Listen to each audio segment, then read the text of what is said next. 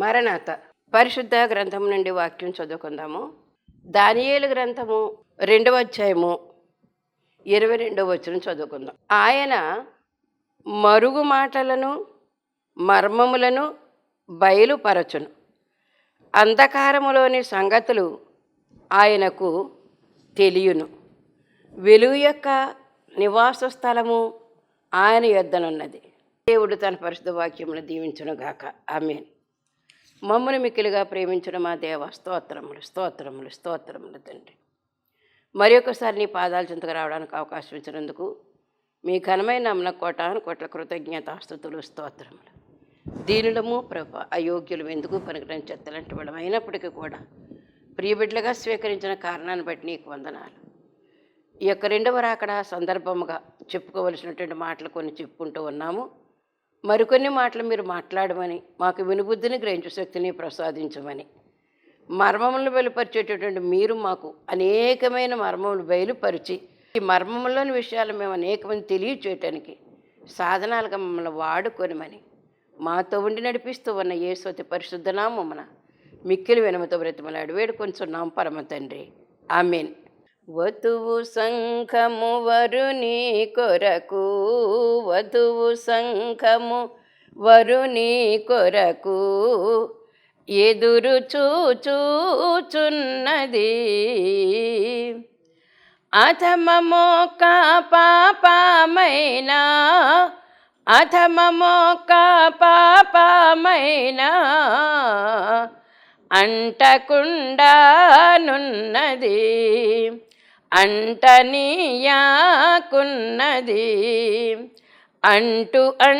అంటనుచున్నది.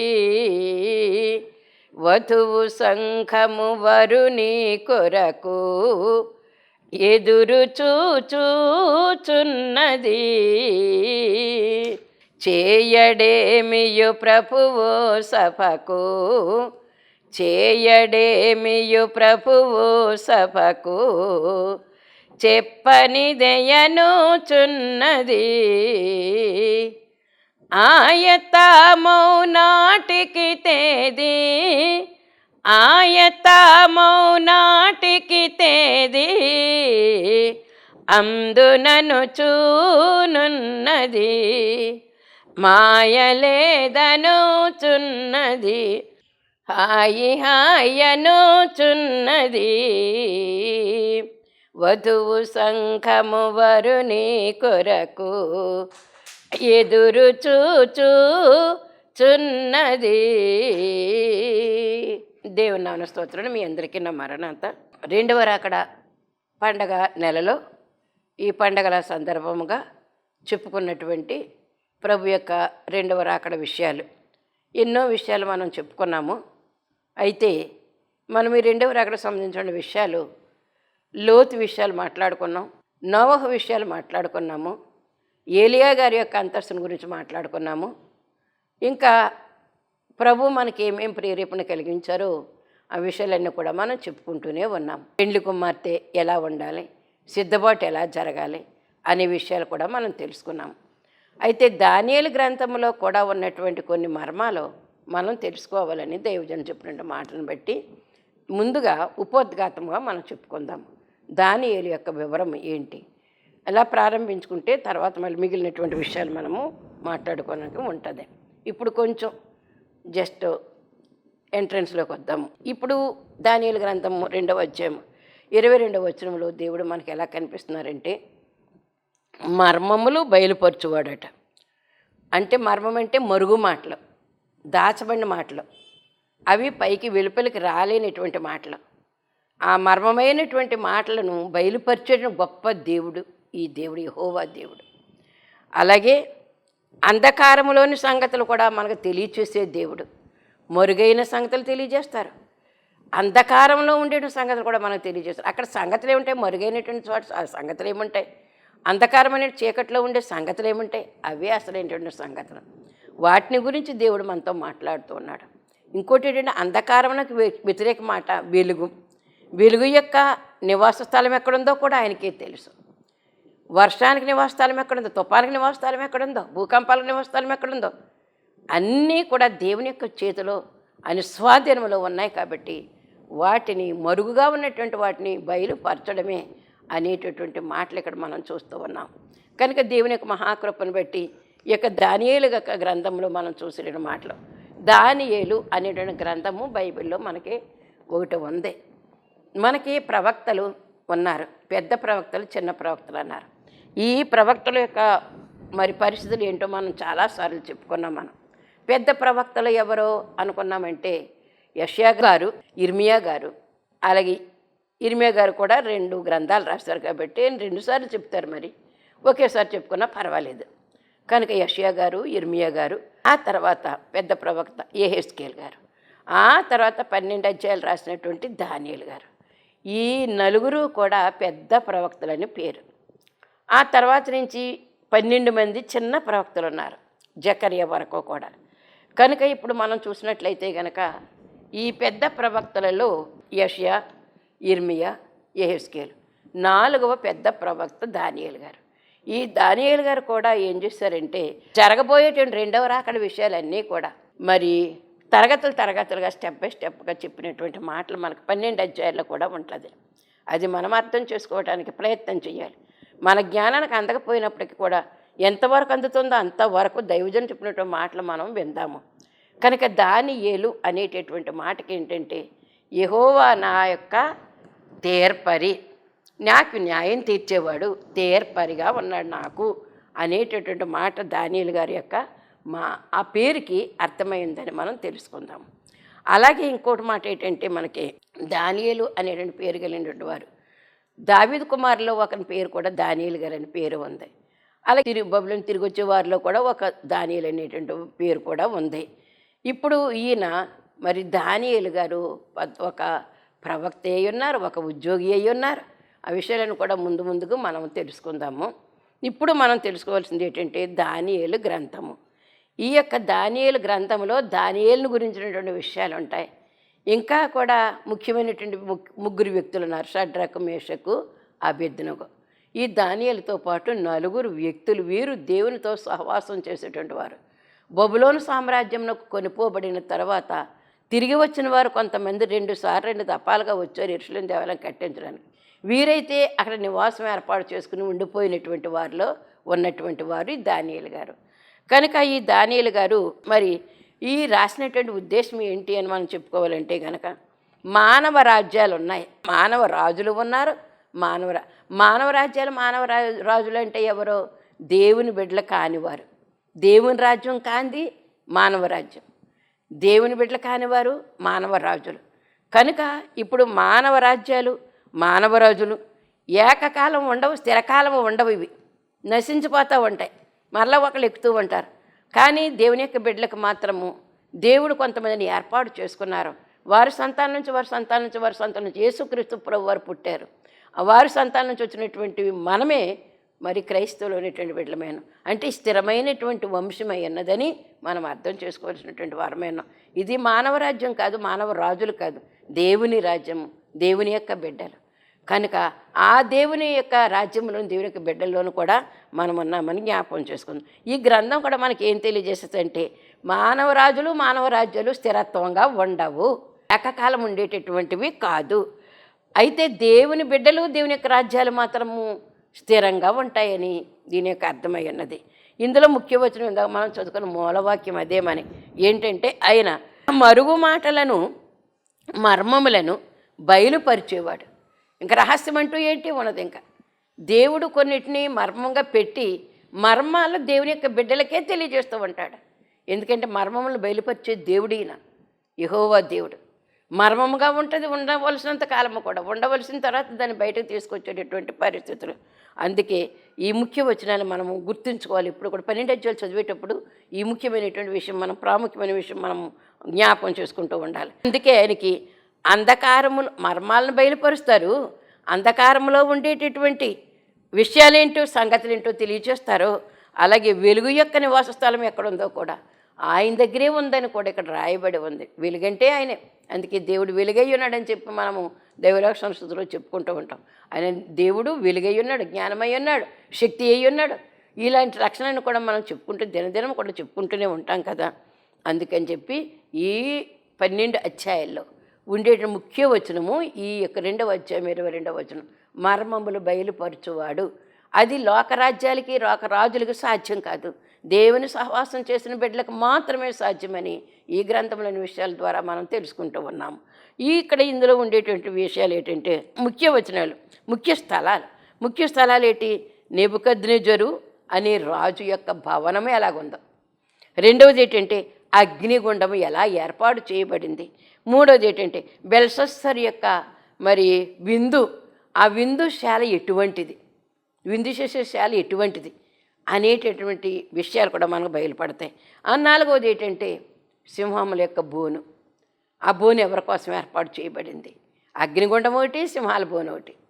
మరి ఈ రాజు దర్యావేశు రాజు నెబుకద్నెజరు యొక్క రాజభవనం ఎలా ఉంది, ఆ తర్వాత వచ్చినటువంటి రాజు బెల్షస్సర్ యొక్క విందుశాల ఎటువంటిది, అందులో ఎటువంటి వ్యక్తులు ఉన్నారు, ఎలాంటి పానం చేశారు, విషయాలన్నీ కూడా మనకు అక్కడ తెలుస్తూ ఉంటాయి. అందుకే ఈ గ్రంథం యొక్క విభజన ఏంటి అని మనం అర్థం చేసుకోవాలంటే దానియేలు యొక్క జీవితము అక్కడ ప్రారంభమైంది. ఈ బబులోను దేశాన్ని కొల్లగొట్టబడినటువంటి అంటే కొనిపోబడినటువంటి ఆ యొక్క బాలురల్లో ఈ యొక్క దానియేలు యొక్క విషయము మొదటి అధ్యాయంలో రాయబడి ఉంది. 2 నుంచి 7 అధ్యాయాల వరకు కూడా అన్య దేశముల యొక్క భవిష్యత్తు అందులో ఉంది. అందుకే ప్రకటన గ్రంథానికి దానియేలు గ్రంథానికి చాలా దగ్గర సంబంధం ఉంది. అందులో ఉన్న ప్రకటన గ్రంథాల విషయాలు ఈ విషయాలు కూడా ఒకటేనని మనం అర్థం చేసుకోవాల్సినటువంటి వారమైన. అలాగే 8 నుంచి 12 అధ్యాయాల వరకు ఏముందంటే ఇశ్రాయేలు భవిష్యత్తు, అన్ని దేశాల భవిష్యత్తు ఉంది. ఆ తర్వాత వచ్చిన అధ్యాయాల్లో ఇశ్రాయేలు యొక్క భవిష్యత్తు ఏ విధంగా మారబోతూ ఉంది, ఏ విధంగా దేవుడు ఆదుకుంటున్నాడు అనే విషయాన్ని, ఇది మనకి దానియేలు గ్రంథంలో దేవుడు మనకి విపులముగా రాసిపెట్టి దాచిపెట్టి ఉంచినటువంటి విషయాలు. అలాగే ఇందులో ఉండేటటువంటి అధ్యాయాల్లో కొన్ని ముఖ్యమైనటువంటి వివరణలు ఏంటంటే మొత్తము ఇది పాత నిబంధనలో 39 గ్రంథాలు అని చెప్పుకున్నాం కదా, అందులో 27వ గ్రంథమే ఇది దానియేలు గ్రంథం.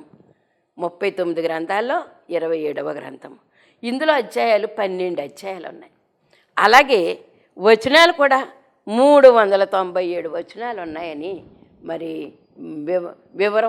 వివరించినటువంటి వారు మనకు తెలియచేస్తారు. మనం లెక్కెట్టుకుంటే కూడా అందుకే సరిపోతూ ఉంటాయి. ఇందులో ముఖ్యమైనటువంటి ప్రశ్నలు కూడా ఉన్నాయి, ఒకరినొకరు వేసుకునే ప్రశ్నలు, దేవుడు ప్రజలకు వేసినటువంటి ప్రశ్నలు. అలాగే 16 వచనాలు ఉన్నాయి, ప్రశ్నలు ఉన్నాయి, ప్రవచించే ప్రవచనాలు కూడా ఉన్నాయి, అవి కూడా దేవుడు మనకు తెలియజేశారు. ఎందుకంటే 79 ప్రవచనాలు ఉన్నాయట, దేవుడు ప్రవచనాలు. అలాగే ఆజ్ఞలు 7 ఉన్నాయి, ఆజ్ఞలు 7, వాగ్దానాలు 4. ఈ విధముగా బైబిల్ గ్రంథం యొక్క వివరము కూడా దేవుడు మనకి భక్తుల ద్వారా తెలియచేసినటువంటి విషయం మీకు తెలియచేస్తూ ఉన్నాను. అందుకే దానియేలు వలెనే శ్రమలో ధైర్యవంతులు, దానియేలు వలెనే శ్రమలో ధైర్యవంతులు, వారు ఆ నిమిషమందే ప్రార్థన అధికము చేతురు, వారు ఆ నిమిషమందే ప్రార్థన అధికము చేతురు. యేసునామాతారులందరూ ఎంతో ధన్యులు, వారు భాసురమైనట్టి స్థితిలో బ్రతుకా చూతురు, వారు భాసురమైనట్టి స్థితిలో బ్రతుకా చూతురు. దైవజనులు రాసినటువంటి పాటలో మరి దానియేలు గురించిన వివరణ. దానియేలుకు శ్రమ వచ్చింది. ఆ శ్రమ వచ్చినప్పుడు ఏం చేస్తుంటే మరి బెంగ పెట్టుకోలేదు ఆయన, ధైర్యం. నిజంగా దేవుని యందు భయభక్తులైనటువంటి భక్తులందరూ కూడా ధైర్యమే ఉంటుంది, కానీ ఇంక వారికి ఏమాత్రం కూడా భయం ఉండదు, వణకరు తొణకరు. అది ఎక్కడి నుంచి వచ్చింది ఆ ధైర్యము? వారు నమ్ముకున్నటువంటి దేవుడు అంత గొప్ప ధైర్యాన్ని ఇచ్చాడు. ఆ ధైర్యంతో పాటు జయం కూడా ఇస్తున్నాడు భక్తులైనటువంటి వారికి. ఆ భక్తుల వరుసలో ఉన్నటువంటి ఈ యొక్క దానియేలు ప్రవక్త కూడా, దానియేలు గారు కూడా ఉన్నారని మనం అర్థం చేసుకుందాం. ఈ దానియేలు గారు శ్రమ వచ్చిందంటే ధైర్యంగా ఎదుర్కొన్నాడంటే, సింహాల బోను అనే శ్రమ వచ్చింది ఆయనకి. ఆయన కరిగిపోయాడా, వంగిపోయాడా? రాజు ఆజ్ఞను ధిక్కరించాడా లేకపోతే సత్కరించాడా? ఒకసారి ఆలోచన చేసుకుంటే మనం 12 అధ్యాయాలు కూడా చదివేసరికి మన దానియేలు ఎటువంటి వాడో మనకు అర్థమవుతుంది. అంత గొప్ప ధైర్యవంతుడు. శ్రమలో ధైర్యం తెచ్చుకోవాలి. లోకంలో జీవిస్తున్న నీకు నాకు కూడా శ్రమలు మరి ఎన్నో శ్రమలు వస్తున్నాయి. ఈ శ్రమలు మనం ఏంటంటే వదిలిపోతున్నాం మనం. ఒక్కడనే నాకు సహాయం లేరు అనుకుంటున్నాం. కానీ ఒక్కడివనేటువంటి వదిలిపోవద్దు. నువ్వు నీ పక్కన అనేకులు ఉన్నారు తెలుసా నీకు తెలియకుండా ఉండేటటువంటి సహాయం ఎంతోమంది ఉన్నారు. నీకు అర్థం చేసుకోవాలి. కానీ యాకోబు ఒంటరిగా ప్రయాణం చేసేటప్పుడు చీకటి పడిపోయింది అరణ్యంలోని. నిద్రపోవాలి, క్రూర మృగాలు ఉన్నాయి. అలాంటి సందర్భంలో నిద్ర ఎలా పడుతుంది? ఒక రాయిని తీసుకున్నాడు, తల కింద వేసుకున్నాడు, శుభ్రంగా పడుకున్నాడు. దేవుడు ఉన్నాడు నాకు తోడు అనుకునే ఒక ధైర్యం. నిజంగానే దేవుడు 2 పటాలను కాపరగా ఉంచాడు. అంటే సైన్యాన్ని భూమి మీద నుంచి పరలోకానికి ఒక నిచ్చెన వేయబడి ఉంది. ఈయనకి మెలకు వచ్చేసరికి ఆ దృశ్యం కనిపిస్తుంది. ఎంత ధైర్యం! ఒంటరిగా ఉన్నానని భయపడుతూ ఉన్నాడు. మెలకు వచ్చేసరికి ఏమైందంటే మామూలు నిద్ర కాదు, అది భయంతో కూడినటువంటి ఒక కలత నిద్ర. ఆ కలత నిద్రలో దృశ్యం చూస్తూ ఉన్నాడు. భూమి మీద నుంచి పరలోకానికి ఒక నిచ్చెన వేయబడి ఉంది. ఒక పటాలము దేవదూతలు పైకి ఎక్కుతున్నారు, మరలా అదే వరుసలో కిందకి దిగుతూ ఉన్నారు. ఆ ఒక నిచ్చెన మీద ఓ పక్క నుంచి పైకి ఎక్కేవారు, ఓ పక్క నుంచి కిందకి దిగేవారు. ఎందుకు పైకి ఎక్కుతున్నారు, ఎందుకు కింద దిగుతున్నారు? ఆ రాత్రంతా ఒంటరి కాదు. ఇదిగో నీ పక్కన మేమందరం ఉన్నాం, దేవతలు సైన్య సమూహము నీకు తోడుగా ఉన్నాం. నీ కాలికి ముళ్ళు గుచ్చుకోకుండా, ఏ విష పురుగు నీ దగ్గరకు వచ్చి నిన్ను ఏ విధంగా హాని చేయకుండా కాపలా కాసమయ్యా అని చెప్పడానికి. మళ్ళీ పైనుంచి కిందకి రాత్రంతా నైట్ డ్యూటీ చేసిన దూతల పైకి ఎక్కుతున్నారు. కనుక ఇది దానియేలుని గురించినటువంటి విషయాలు. మనము ఈ చివరి కాలంలో మనం ఉన్నాం, 2వ రాకడ కాలంలో మనం ఉన్నాం. మనం దానియేలు స్థానంలో మనం ఉంటే కనుక మనం చేయాల్సినటువంటి పని ఏంటంటే ధైర్యం తెచ్చుకోవాలి ముందు. ఆ ధైర్యంతో మనకు జయాన్ని ఇస్తాడు దేవుడు.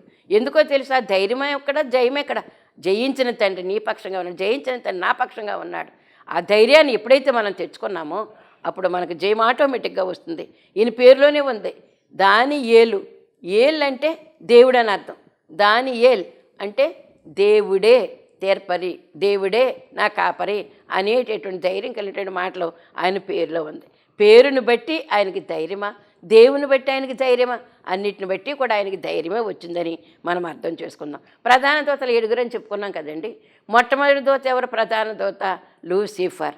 అలాగే మిగిలినటువంటి దూతలందరూ కూడా ఎవరున్నారండి? మికాయేలు, ఊరియేలు, రఫాయేలు, రమూయేలు, మళ్ళీ అలాగే రఘూయేలు అనేటువంటి మాటలు. ఈ దూతలందరూ కూడా ఏల్ అని వచ్చింది. అంటే పేరులోనే దేవుడు ఉన్నాడు అని అర్థం. లూసిఫర్కి మాత్రం ఏల్ అని లేదు, అది గమనించాలి మనం. లూసిఫర్ అందుకే తన యొక్క వెలుగును పోగొట్టుకుంది, తన యొక్క స్థితిని పోగొట్టుకుంది. అది లోక సంబంధమైనటువంటి ఆలోచన కలిగి ఉంది. ఈ సింహాసనం నాకే కదా, నేను గొప్పవాడిని కాదా అనుకుంది. గర్వము ఆ యొక్క హృదయంలోకి ప్రవేశించింది. అందుకే ఎప్పుడైతే గర్వం మనకు ముందు నడిచిందో పతనానికే గుర్తుందని మనం అర్థం చేసుకుందాం. కనుక దానియేలులో ఏలు అనేటువంటి పేరు ఉంది కాబట్టి దేవుడే ఆయనకు తోడుగా ఉన్నాడని మనము అర్థం చేసుకుందాము. అలాగే దానియేలు ఎటువంటి వాడు అంటే గనక దైవజ్ఞాని. దైవజ్ఞానం కలిగినటువంటి వాడు గనకని అతనికి అంత ధైర్యం వచ్చింది, అంత జయం పొందాడు. అందుకే దేవుడు ఏం చేస్తున్నాడంటే బైబిల్లో మనం ఒక విషయం చూసుకుంటే గనక జ్ఞానులు కొంతమంది ఉన్నారటండి. మరి బైబిల్ అంతా కూడా భక్తులే ఉన్నారు కదా, ఎంతోమంది భక్తులు ఉన్నారు. అంతమందిలో కూడా మరి బైబిలు వేదాంతులు, బైబిల్ శాస్త్రజ్ఞులు ఏం చెప్పారంటే 12 మందిని తెలియచేస్తారనమాట అండి. ఈ 12 మంది జస్ట్ ఉదాహరిస్తాను నేను. ఏమిటంటే మొట్టమొదట యోసేపు గారు జ్ఞానము కలిగినటువంటి వాడటండి. ఈయన మరి యాకోబు కుమారులు 12 మంది అయితే 11వ వాడు యోసేపు. ఈ యోసేపుకు దైవ జ్ఞానము కలిగి ఉన్నదట. అందుకే ఒక విషయం మనం చూసుకున్నట్లయితే కనుక అపోస్తుల కార్యం 7:10 దయను జ్ఞానమును ఐగుప్తు రాజైన ఫరో ఎదుట అతనికి అనగా యోసేపుకు అనుగ్రహించినందున ఫరో ఐగుప్తునకును తన ఇంటికంతటికి అతనిని అధిపతిగా నియమించను.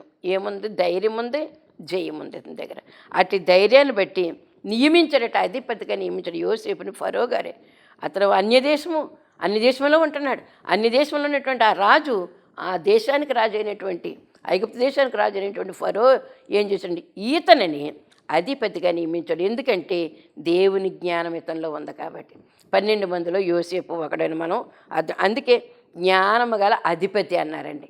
ఈయనకు ఒక బిరుదు, జ్ఞానము కలిగినటువంటి అధిపతి అని. అందుకే దేవుని జ్ఞానము వలన జరగబోయే కార్యాలు ఈయన గ్రహించగలిగాడు. దేవునితో సహవాసం చేశాడు గనక ఇది అతనికి లభ్యమైంది. రెండోది ఏంటంటే మోషే, రెండోవాడు మోషే. ఈ నిర్గమకాండంలో కనిపిస్తాడు ఈయన. నిర్గమకాండంలో కనిపించేటట్టు ఈయన మరి ఇంకా మనకు మోషే గారు అన్నారు. ఈయన ఏంటంటే జ్ఞానము కలిగినటువంటి ధర్మశాస్త్రం. ధర్మశాస్త్రం అంటే బైబిల్. ఈ ఈ లా అన్నారు దీన్ని.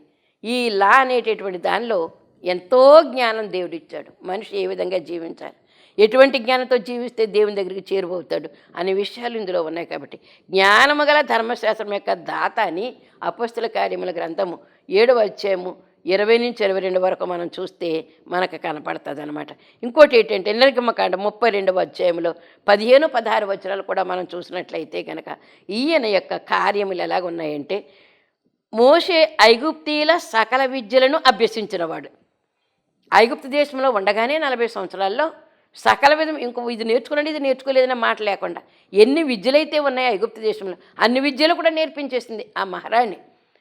తల్లిగా పెంచుకున్నటువంటి ఆమె నేర్పించి సకల విద్యలను అభ్యసించి మాటల యందును కార్యముల యందును ప్రవీణుడై ఉండేను. దేవుని జ్ఞానం వలన ధైర్యము పొందేటటువంటి అతను కనుక యోసేపుని బట్టి ఒక రకమైనటువంటి జ్ఞానం తెచ్చుకోవాలి, గ్రహింపు తెచ్చుకోవాలి. అలాగే మోషేని బట్టి కూడా మనం గ్రహింపు తెచ్చుకోవాలని దేవుడు మనకి ఈ మాటలను బట్టి మనకు అర్థమవుతుంది. ఇంకా మనకి మూడవ దేశం ఏంటంటే బెసలేలు. అసలు బెసలేలను గురించి మనకు జ్ఞాపకమే రాదు. ఎంతోమంది పెద్దలు ఉన్నారు. అయితే ఈ బెసలేలు ఎవరు? మోషేకి ప్రత్యక్ష గుడారం కట్టమని దేవుడు చెప్పినప్పుడు ఈ ప్రత్యక్ష గుడారం చేయవలసినటువంటి పనులు చేయటానికి జ్ఞానాత్మతో నింపడట దేవుడు. ఈ బెసలేలు ఒకడు, అహులియాబు ఒకడు. వీరిరువురు కూడా ఇశ్రాయేలు సంతానంలో ఉండేటువంటి వారే. వీరికి ఏంటి, ఏ వస్తువుని ఎక్కడ చెక్కాలి, ఏ వస్తువుని ఎక్కడ పెట్టాలి అనేటువంటి ఇంగిత జ్ఞానము కలిగినటువంటి వారు, దేవుని యొక్క జ్ఞానం. అందుకే చెక్కుడు పనులు, కొట్టుడు పనులు అన్నీ కూడా వీరికి అలవాడు. అయితే ఇద్దరున్నారు, కానీ ఇద్దరిలో మొదటివాడు ఎవడంటే బెసలేలు. అహులియాబు పేరు జ్ఞానవంతుడని చెప్పలేదు. ఈ బెసలేలు ఏం చెప్తే అతను సహకరించాడనమాట అహులియాబు. కనుక బెసలేలు మూడవ జ్ఞాని అన్నారు. కనుక కట్టుడు చెక్కుడు పని ఎలాగంటే జ్ఞానయుక్తముగా చేసేటటువంటి వాడని మనం అర్థం చేసుకుందాం. ఈ విషయం నిర్గమకాండం 31వ అధ్యాయం 1 నుంచి 5 వరకు మనం చదివినట్లయితే ఆ విషయం మనకు బాధపడుతుంది. ఇప్పుడు నేను చదవక్కర్లేదు, మీరు చదువుకోండి. విషయం చెప్పాను కాబట్టి కొటేషన్ చెప్పాను. జ్ఞానం వలన పనులను సంపూర్ణంగా చేస్తారట. ఈ యొక్క బెసలేలు జ్ఞానం వలన సంపూర్ణం చేసేటటువంటి పనులన్నీ కూడా. నాలుగో వ్యక్తి యెహోషువ. జ్ఞానము గల సైన్య నాయకుడు, సైన్యాధిపతి. జ్ఞానము కలిగి జీవించినటువంటి వాడు, సైన్యాన్ని నడిపించినవాడు. మోషే తర్వాత యెహోషువ. ఇప్పుడు మనం లెక్క ప్రకారం చెప్పుకున్నాం కదా. ఇప్పుడు యోసేపు అనేటువంటి ఆయన మొదటి జ్ఞాని అని అనుకున్నాం, మొదటి జ్ఞానం కలిగిన వాడు. ఆ తర్వాత మోషే, తర్వాత ఎవరు రావాలి? అసలు తన యొక్క సహోదరుడైనటువంటి యెహోషువ రావాలి. కానీ ఎవరు వచ్చారు మధ్యలో? బెసలేలు వచ్చాడు. దేవునికి ఇష్టమైంది, అతను జ్ఞానం ఇచ్చి ఆ పనులు చేయించాడు. కాబట్టి ప్రత్యక్ష గుడారంలో కావాల్సినటువంటి ఆ పనులన్నీ కూడా చేయించాడు. కాబట్టి జ్ఞానాత్మతో నింపబడినటువంటి వాడు కనుక ఇప్పుడు యెహోషువకు మోషేకు కూడా మధ్యలో ఈ పేరు వచ్చింది, బెసలేలు. కనుక ఈ బెసలేలు జ్ఞానంతో చేశాడు. ఆ తర్వాత యెహోషువ వచ్చాడు. ఇతడు జ్ఞానం కలిగినటువంటి సైన్య నాయకుడు. ఎవరిని ఎక్కడ పెట్టాలి, ఏ సైన్యాన్ని ఎక్కడ పెట్టాలి, ఏ సైన్యాన్ని ఎక్కడ పెడితే కనుక కనాను దేశాన్ని మనం మరి పంచుకోగలుగుతాం న్యాయయుక్తంగా అని చేసినటువంటి పనులను మనం అర్థం చేసుకుందాం. మోషే తన చేతులను యెహోషువ మీద ఉంచి ఉండగా అతడు దైవాత్మ పూర్ణుడయ్యాను. మోషే గారికి జ్ఞానమే ఇప్పుడు యెహోషువ గారికి కూడా వచ్చిందని మనం తెలుసుకోవాలి. అలాగే యెహోషువ ఎలాగంటే మరి 10వ అధ్యాయంలో చూసినట్లయితే కనుక అతడు యుద్ధం చేశాడు. ఒక నరుని మనవి వినిన ఆ దినం వంటి దినము దాని ముందు కానీ తర్వాత కానీ లేదు. ఇంక నేను జయించలేకపోతున్నాను ప్రభువా, సూర్యుడు అస్తమించడానికి వీల్లేదు, చంద్రుడు రావడానికి వీల్లేదు. ఇప్పుడు ఈ సూర్యుడు అస్తమించడానికి చంద్రుడు వచ్చేస్తాడు అంటే ఓ రోజు గడిచిపోయి రెండో రోజు, ఈ రోజులోనే ఈ యొక్క గంటల్లోనే నాకు జయం కావాలి. అందుకని అయాలోన్లోను మరి ఆ ప్రాంతాలన్నింటిలో కూడా సూర్యుడు చంద్రుడు కూడా నిలిచిపోవును గాక అంటే ఒకనాడెల్లా కూడా వారు సూర్యుడు అస్తమించలేదు, చంద్రుడు రాలేదు. అలాంటి గొప్ప దినాన్ని మరి యెహోషువ దినాల్లో జరిగించు. అంతజ్ఞానం, దైవజ్ఞానం ఇప్పుడు మనకు అవసరమైనది. లోకజ్ఞానం కాదు, దైవజ్ఞానం. ఆ తర్వాత దావీదు గారు వచ్చింది, 5వ ఆయన దావీదు గారు. ఈయన జ్ఞానము గల మధుర కవి. 150 కీర్తనలు ఉన్నాయి. 150కి ఇంచుమించు 70 పైన కీర్తనలు ఈయనే రాశారు, మిగిలినవి తర్వాత వారు కూడా రాసినట్లుగా మా చరిత్ర చెప్పుకున్నప్పుడు మనం అవన్నీ కూడా వివరంగా చెప్పుకుందాం తర్వాత మళ్ళీ. ఇప్పుడు ఏంటంటే దేవదూతల జ్ఞానం కలిగినటువంటి వాడు ఎవరు? దావీదు. ఎందుకు తెకోవ స్త్రీని మరి యోవాబు గారు పంపించారు అబ్షాలోము విషయంలో మరి చెప్పమని చెప్పి పంపించారు. ఆ పంపించినటువంటి సమయంలో జ్ఞానము కలిగినటువంటి వాడుగా యోవాబు ఏం చేశాడంటే యెహోషువ దగ్గరికి ఒక కపటం కలిగినటువంటి స్త్రీని, తెకోవ స్త్రీని పంపించినప్పుడు అతను ఏం చేశాడు? చెప్పినటువంటి సమాధానానికి ఏమన్నారంటే 2వ సమూయేలు గ్రంథం 14, నీవు దేవదూతల జ్ఞానము వంటి జ్ఞానము గలవాడువు అన్నది తెకోవ స్త్రీకి అర్థమయ్యింది ఇతడు ఎటువంటి జ్ఞానం కలిగి ఉన్నాడని. నీవు దేవదూతల వంటి జ్ఞానం కలిగినటువంటి వాడవు అని అన్నది. అందుకే మొదటి సమయంలో 16-18 కూడా ఏమని ఉందంటే అతడు చమత్కారముగా వాయించగా, దావీదు గారు వీణను చమత్కారముగా అంటే అందంగా అతను వాయించగలిగినటువంటి వాడు అన్నారు. ఇంకా ఏమని యుద్ధశాలి, అలాగే మరి బహుశూరుడు, మాట నేర్పరి, రూపసి. ఈయన దగ్గర ఇన్ని లక్షణాలు ఉన్నాయండి. ఎంత అందమైనటువంటి వర్చస్సు కలిగిన వాడు. అతడుకి జ్ఞానము, దేవుని యొక్క జ్ఞానం వలన అతన్ని స్తుతి కీర్తనలు రాసినట్లుగా మనం చూస్తూ ఉన్నాం. ప్రభువా నీకు వందనాలు చెల్లిస్తూ ఉన్నాను తండ్రి. ఇంతవరకు కొన్ని జ్ఞానాల గురించి చెప్పుకున్నాం. ఎందుకంటే దానియేలు చరిత్ర మనం చెప్పుకోవాల్సి ఉంది కనుక దానియేలు గారి యొక్క ఉపోద్ఘాతం కొంతగా మేము దైవజనులు ఇచ్చినటువంటి మాటలను బట్టి మేము తెలుసుకున్నాం. కాబట్టి నా తండ్రి ఈ విషయాలు మా మనసులో ముద్రించుకున్నట్టుకు కృప దయచేసి మీరు మహిమ పొందమని, మమ్మల్ని అంటి ముట్టినట్లుగా లోకములో జీవించి నీతో అంటు కట్టబడడానికి ఫలించడానికి అవకాశం కలిగించి మీరు మహిమ పొందమని, ఆకర్షించుకోమని యేసు నామమున అడుగుతున్నాను పరమ తండ్రి. ఆమేన్.